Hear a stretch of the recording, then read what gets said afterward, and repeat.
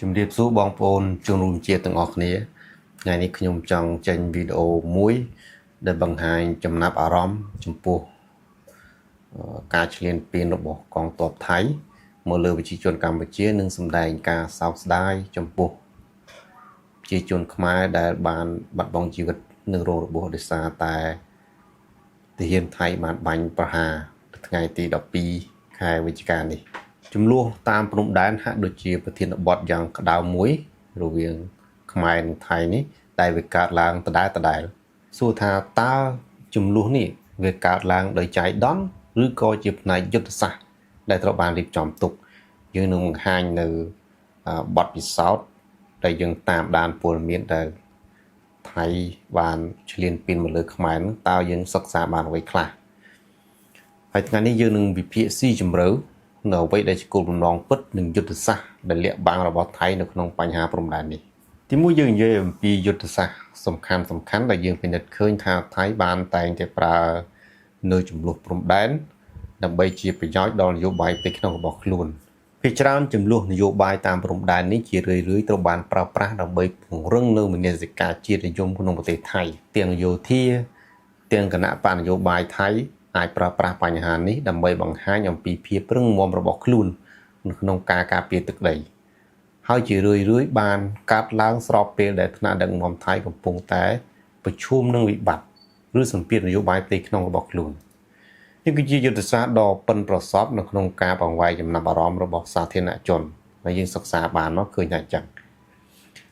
មួយទៀតជំរុញឲ្យមានការចរចាទ្វេភាគីហើយបដិសេធនៅអន្តរាគមន៍របស់អន្តរជាតិថៃតែចង់ដោះស្រាយបញ្ហាព្រំដែនដោយការចរចាផ្ទាល់ឬទ្វេភាគីជាមួយនឹងកម្ពុជាយុទ្ធសាស្ត្រនេះអាចអនុញ្ញាតឲ្យថៃប្រើប្រាស់នូវឧត្តមភាពយោធានិងសេដ្ឋកិច្ចរបស់ខ្លួន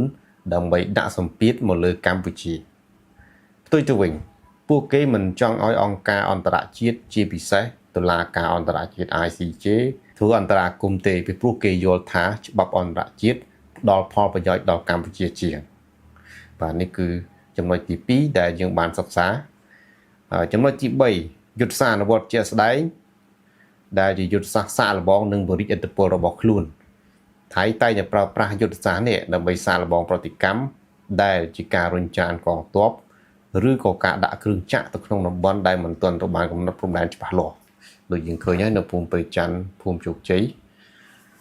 បើសិនបើប្រតិកម្មរបស់កម្ពុជាមានលក្ខណៈទន់ភ្លន់ពួកគេនឹងបន្តពង្រីកឥទ្ធិពលរបស់ខ្លួនបន្តិចម្ដងបើសិនជាប្រតិកម្មយើងរងមាំពួកគេនឹងប្រើប្រាស់យុទ្ធសាស្ត្រដកថយមកដល់អាសន្នហើយបែរជាទៅរកការចរចាវិញបានចំណុចទី3ដែលយើងបានសិក្សាអំពីស្ថានភាពព្រំដែនយើងចំណុចទី4យើងនិយាយពីការទូតការការពារខ្លួននិងសម្ពាធព័ត៌មានបន្ទាប់ពីមានការប៉ះទង្គិចម្ដងថៃតែងតែប្រញាប់ផ្ញើលិខិតទៅអង្គការសហប្រជាជាតិឬក៏អាស៊ានដើម្បីបង្ហាញជំហរការពារខ្លួននិងចោទប្រកាន់កម្ពុជាថាបានចាប់ផ្ដើមបង្កចំនួនឬរំលោភលើសន្ធិសញ្ញាបាទអញ្ចឹងយើងឃើញថាយើងបានសិក្សាហើយតាមដានមកយើងឃើញថាមាន4ចំណុចហ្នឹងដែលយើងឃើញថាថៃតែងតែប្រើប្រាស់ញឹកញាប់សរុបមកចំនួនព្រំដែនមិនត្រឹមតែជាបញ្ហាបច្ចេកទេសអំពីខ្សែបន្ទាត់ព្រំដែនប៉ុណ្ណោះទេវាក៏ជាល្បែងយុទ្ធសាស្ត្រដ៏ស្មុគស្មាញរបស់ថៃដែលត្រូវបានប្រើប្រាស់ដើម្បីបម្រើផលប្រយោជន៍នយោបាយផ្ទៃក្នុងនិងបង្កើនអានុភាពយុទ្ធសាស្ត្ររបស់ថៃនៅក្នុងតំបន់ផងដែរហើយយើងនឹងបន្តតាមដាននៅបញ្ហាព្រំដែននេះបន្តទៀតចាំមើលតើថៃវាចេញច្រកអីទៀតអញ្ចឹងសូមឲ្យបងប្អូនប្រជាជនខ្មែរនឹងមានការប្រុងប្រយ័ត្នបន្តិចបាទហើយជាពិសេសរឿងព័ត៌មានយើងត្រូវតែជ្រើសរើសនោះព័ត៌មានណាដែលយើងអាចទុកចិត្តបានសូមអរគុណ